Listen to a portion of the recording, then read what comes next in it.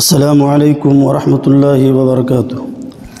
الحمد للہ رب العالمین والصلاة والسلام علی عبدہ ورسولہ الامین وعلی آلہ وصحبہ ومن سار علی نہجہ الی یوم الدین وبعد۔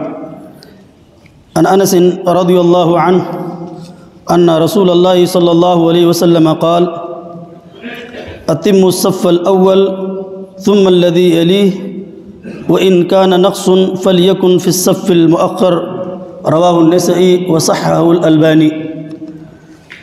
معزز سامعین کرام اور عزیز طلباء، آج میرے درس حدیث کا موضوع ہے نماز میں صف بندی کا مسنون طریقہ۔ گزشتہ درس میں نماز میں صف بندی کا شرعی حکم اور صفوں کو سیدھا اور برابر کرنے کا معنی و مفہوم بیان کیا گیا ہے۔ آج میں نماز میں صف بندی کا مسنون طریقہ بیان کرنے کی کوشش کروں گا انشاءاللہ۔ نماز میں صف بندی کا مسنون طریقہ یہ ہے کہ سب سے پہلے پہلی صف کو مکمل کریں، پھر دوسری صف کو، پھر اسی طرح بقیہ صفوں کو، اور اگر کوئی کمی رہے تو آخری صف میں یہی کمال صف بندی ہے۔ جابر بن سمرہ رضی اللہ تعالی عنہ ایک طویل حدیث کے ٹکڑے میں کہتے ہیں کہ ایک موقع پر ہمارے نبی جناب محمد رسول اللہ صلی اللہ علیہ وسلم تشریف لائے تو فرمایا، تم اس طرح صف بندی کیوں نہیں کرتے جس طرح بارگاہ الہی میں فرشتے سب بستہ ہوتے ہیں؟ ہم نے پوچھا کہ اللہ کے رسول، فرشتے اللہ کی بارگاہ میں کس طرح صف بندی کرتے ہیں؟ آپ نے فرمایا، وہ پہلی صفوں کو مکمل کرتے ہیں اور صف میں ایک دوسرے سے مل کر جڑ کر کھڑے ہوتے ہیں۔ انس بن مالک رضی اللہ تعالی عنہ کہتے ہیں کہ رسول اللہ صلی اللہ علیہ وسلم نے فرمایا، اتموا الصف الاول ثم الذی یلیہ وان کان نقص فلیکن فی الصف المؤخر۔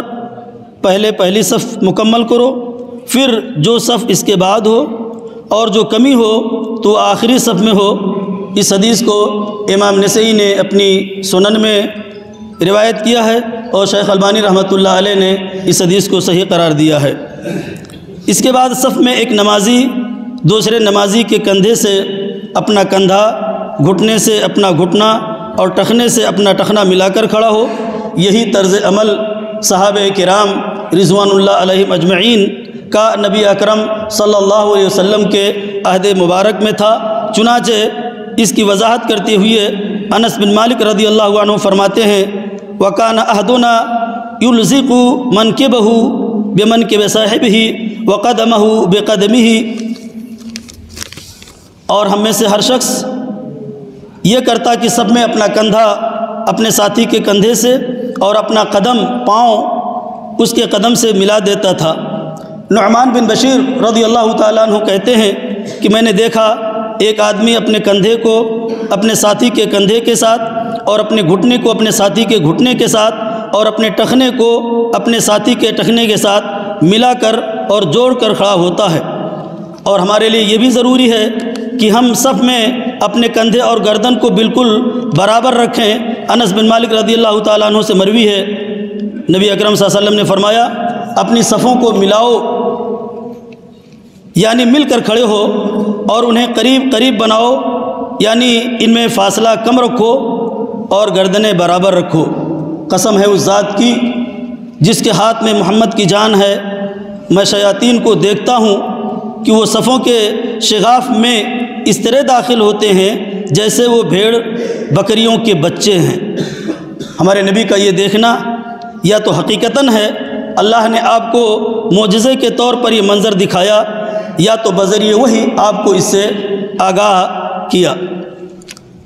اور یہ بھی فرمایا کہ وَحَاذُوا بَيْنَ الْمَنَاكِبِ، یعنی اپنے کندھوں کو برابر کرو۔ یہ ساری حدیثیں اس بات پر دلالت کرتی ہیں کہ ایک نمازی دوسرے کے کندھے سے اپنا کندھا، گھٹنے سے دوسرے کا گھٹنا اور ٹخنے سے ٹخنا ملا کر کھڑا ہو، اور صف میں سارے نمازی بالکل برابر کھڑے ہوں، اس طرح کی کسی کا کندھا یا گردن یا سینہ دوسرے کے کندھے، گردن اور سینے سے آگے پیچھے نہ ہو۔ صفوں کو سیدھا کرنا پیر سے پیر ملا کے کھڑا ہونا ایسا مسئلہ ہے جس میں کسی کا بھی اختلاف نہیں ہے۔ اس کے باوجود آج کل مساجد میں صفوں کا منظر یہ ہوتا ہے کہ ہر نمازی دوسرے نمازی سے دور بالکل ایسے کھڑا ہوتا ہے جیسے کچھ لوگ اچھوتوں سے اپنا جسم دور کرنے کی کوشش کرتے ہیں۔ اگر قدم سے قدم ملانے کی کوشش کی جائے تو ایسے سرک کر الگ ہو جاتے ہیں جیسے کسی بچھو نے ڈنک مار دی ہو۔ اسی کا نتیجہ ہے کہ آج ملت کے باہمی طور پر دل نہیں مل رہے ہیں، ہمارے دلوں میں کجی ہے، ہمارے صفوں میں اختلاف ہے۔ اگر مقتدی مرد عورت بالغ نابالغ ہوں یا ایک مقتدی یا دو سے زیادہ ہوں تو ان احادیث کے مطابق عمل کیا جائے گا۔ عبداللہ بن مسعود رضی اللہ تعالی عنہ سے روایت ہے کہ رسول اللہ صلی اللہ علیہ وسلم نے فرمایا، تم میں سے میرے قریب وہ لوگ ہوں جو صاحب فہم و ذکا اور اہل دانش میں سے ہوں، پھر اس کے بعد جو عقل و دانش میں ان کے قریب، اور پھر جو ان سے قریب ہیں۔